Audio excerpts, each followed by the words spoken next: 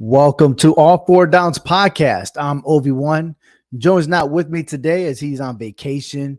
And of course, in the NFL time zone, Hector V will be here 1 week before the NFL starts. But here in today's show, we're going to be talking about college football, the outlook of what's going on. All the preseason rankings are out. And, everyone's accumulating on who could be the Heisman winner and stuff like to the season. Who's going to finish in each conference? Or who's going to be first, who's going to make it to the playoffs. All those discussions are happening. But look, we're just pointing out what's going on now, right? Because next week, we're going to be talking about the first game that's coming out on that weekend. Because that's right. We're about almost less than 2 weeks away for the start of college football. So let's get started. It's first down, and we're going to be talking about the top 10. So here's my top 10.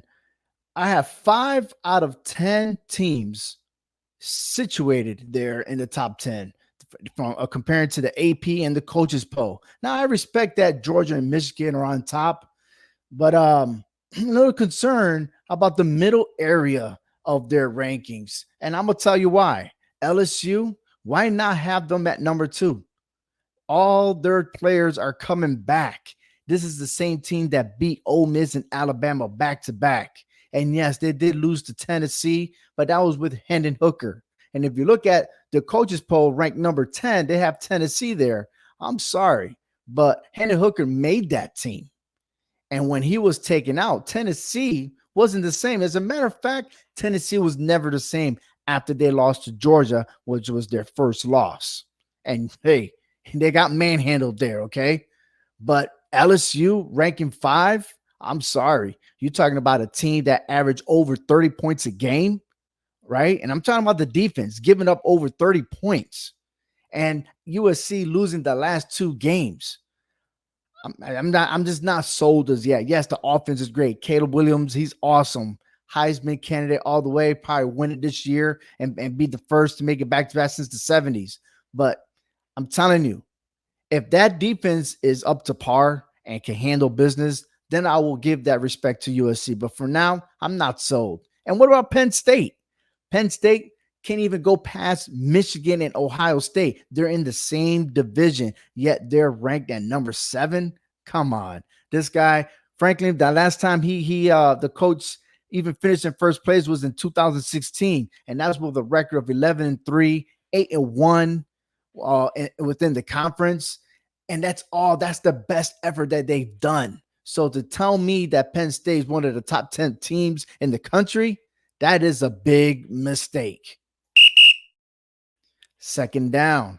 Here we go. I'm going to talk about some key players here for the quarterbacks to look after during the season. And Caleb Williams from USC, Michael Penix from Washington, Drake May from North Carolina, and Bo Nix from Oregon.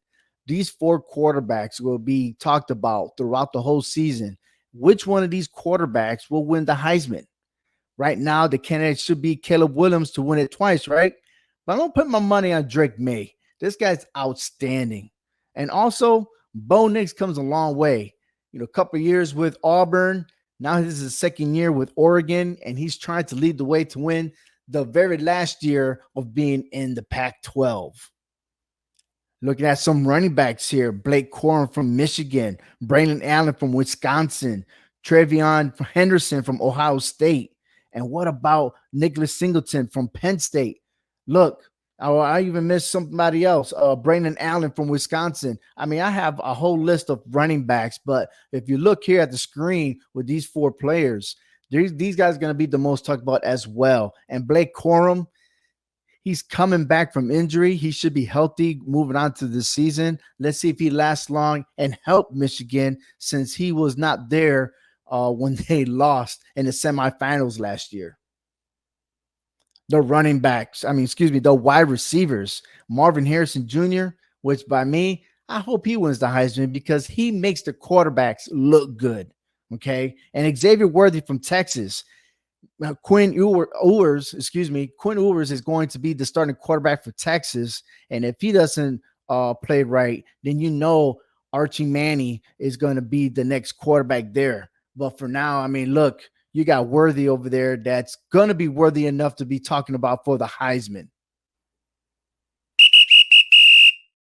Let's move over to third down. Good games, man. Good games. Saturday, August 26th. The first game of the season will be Navy versus Notre Dame. That's going to kick us off right with more games following after that. But I really wanted to annotate Navy versus Notre Dame because it's actually the first one. Then we move on to Thursday, August 31st, an important game. Florida versus Utah, an SEC team versus a Pac-12 team. How's that game going to be established? Okay. Then you got a Big Ten game, Nebraska versus Minnesota. Moving over to Saturday, September 2nd, North Carolina versus South Carolina. Ooh, Carolina. They're going to be on fire. Yes, indeed. And Coastal Carolina versus UCLA. That's going to be an awesome game because that's going to be a high tempo on both sides of the ball. And then lastly, Sunday, September 3rd, LSU versus Florida State. Now, again, Florida State on the top 10 for the AP and coaches poll. I had LSU at number 2. So this game is very important. So my money is going to be on LSU to beat Florida State in Florida. All right, sports betting. That's right. Next week, we're going to talk about some sports betting and all the picks that's happening throughout each week and every all season, all the way till the national championship. And I'm telling you, this season is going to be wild. It's going to be emotional, especially the farewell of the Pac-12. And who knows what else is going to happen because all this realignment and everything. Look, once the season starts, it doesn't matter where they're going to be at. It's what matters now this season. Which team is going to be the national champion?